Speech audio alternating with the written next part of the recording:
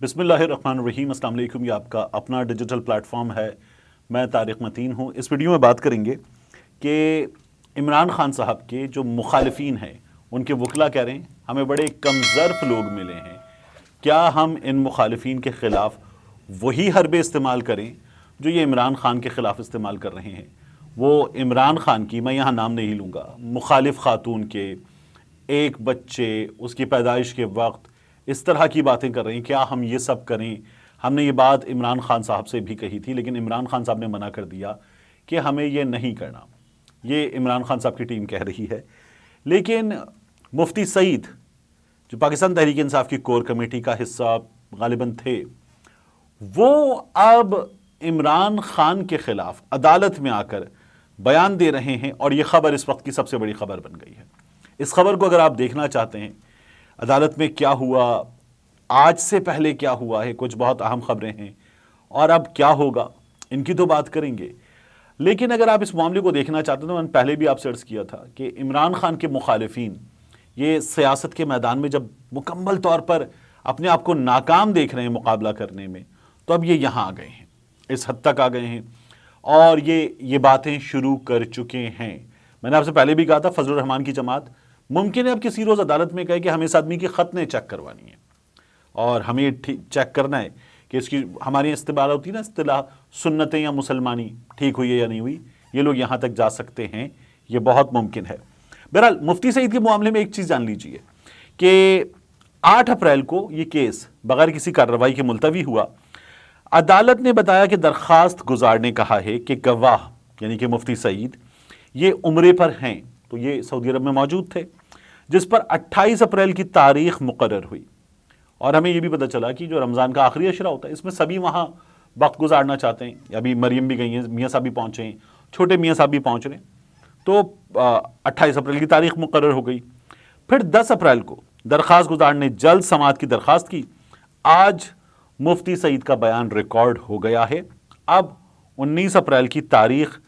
ہو گئی ہے۔ اب آ جائیے آج کے مفتی سعید کے بیان پر۔ مفتی سعید نے آج جو عدالت میں بتایا وہ کیا ہے؟ مفتی سعید عدالت میں کہتے ہیں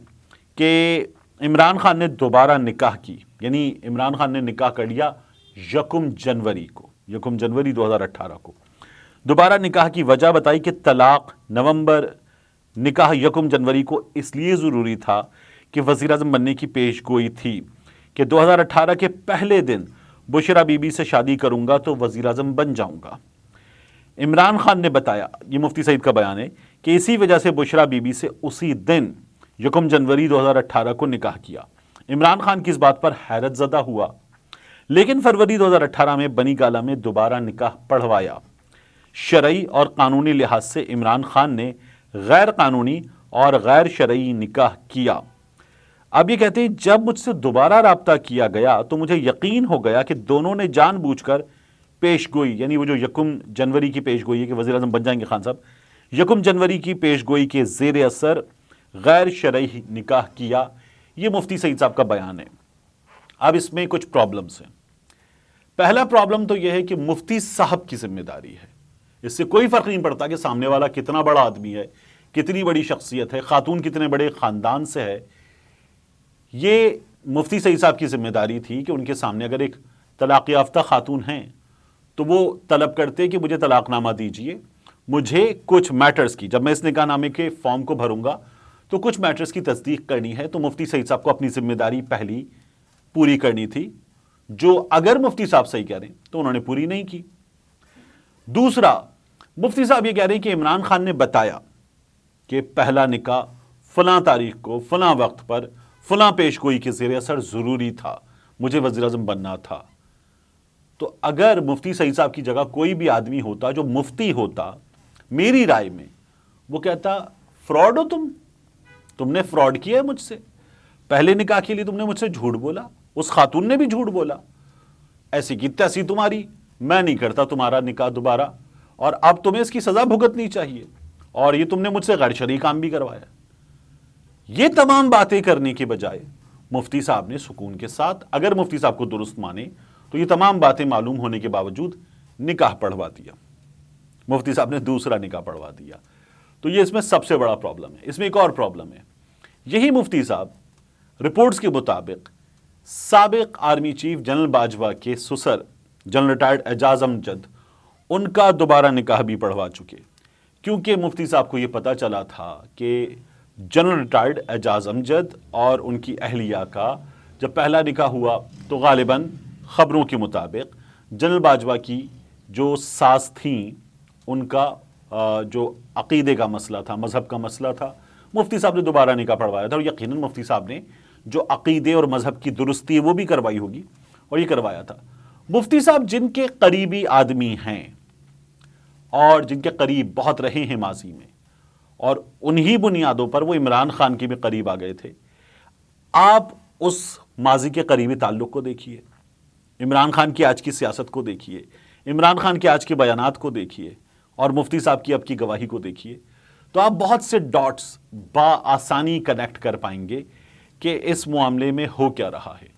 عمران خان کے مخالفین اب عمران خان کو کہیں نہ کہیں تو پھنسا سکیں۔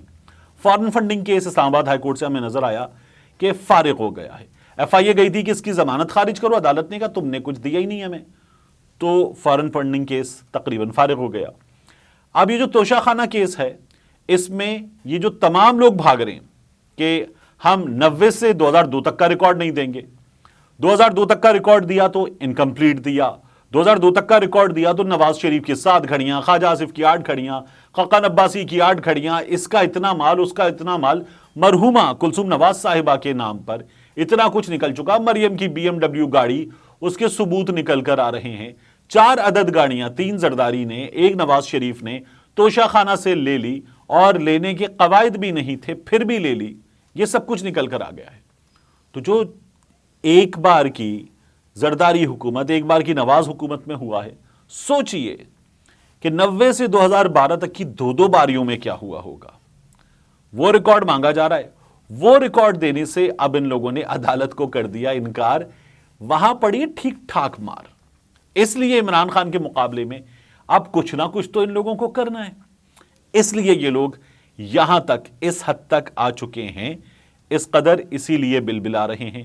مفتی سعید صاحب عمران خان صاحب کی ایک اور غلطی ہے،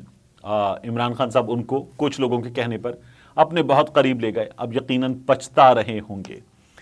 اور مجھے اس ویڈیو میں آپ سے مزید بات کرنی ہے، مزید بات یہ کہ عمران خان صاحب کی جماعت کے اور مسلم لیگ نون کے اور کسی حد تک پاکستان پیپلز پارٹی کے مذاکرات کا آغاز ہوا ہے۔ اس میں عمران خان صاحب جو ہیں ان کی مشاورت سے ان کی ایک ٹیم شامل ہے، لیکن عمران خان صاحب شامل نہیں ہیں، اور یہ بالکل ابتدائی مذاکرات ہیں۔ اس میں میاں نواز شریف کی اور شہباز شریف کی مشاورت سے ان کی ایک ٹیم شامل ہے جس میں اہم لوگ ہیں، لیکن وہ خود اس میں بڑے شامل نہیں ہیں۔ پاکستان پیپلز پارٹی بھی ان مذاکرات کا کسی حد تک حصہ ہے۔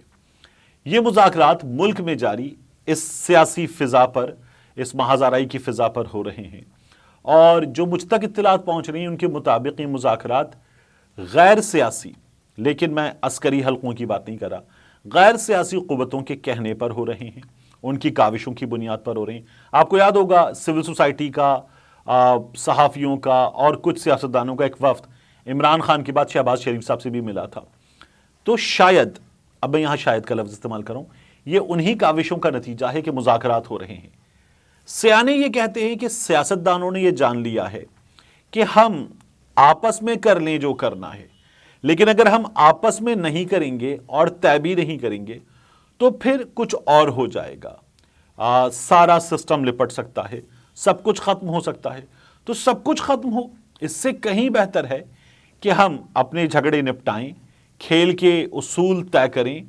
رولز آف گیم طے کرنے کے بعد گیم میں اتر جائیں، اس بات کی جانب بڑھا جائے۔ ابھی منزل بہت دور ہے لیکن کوشش شروع ہو گئی ہے، جو کہ کسی بھی طور پر ایک بری کوشش نہیں کہلائی جانی چاہیے۔ جاتے جاتے مجھے آپ سے کہنا ہے کہ مفتی سعید صاحب پہلے نکاح کے بارے میں جب یہ سب کچھ جان چکے کہ وہ پیش گوئی کے بعد، حالات کے بعد اس طرح سے ان وجوہات کی بنیاد پر ہوا تھا اور تھا بھی عدت کی مدت کے اندر، تو مفتی سعید صاحب نے دوسرا نکاح پڑھایا کیوں؟ بڑا برڈن تو اب سیدھا سیدھا مفتی سعید صاحب پر آتا ہے۔ ہمارے ہاں سیاست میں سب کچھ چلتا ہے، ملتے ہیں انشاءاللہ آپ سے اگلی ویڈیو میں.